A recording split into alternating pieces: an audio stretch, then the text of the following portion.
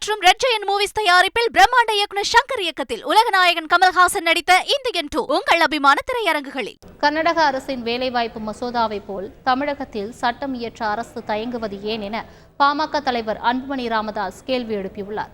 கர்நாடகாவில் தனியார் நிறுவனங்களில் உள்ள சி மற்றும் டி பிரிவு பணியிடங்கள் அனைத்தையும் முழுக்க கன்னடர்களை கொண்டுதான் நிரப்ப வேண்டும் என்ற சட்டம் முன்வரைவுக்கு அம்மாநில அமைச்சரவை ஒப்புதல் அளித்துள்ளது.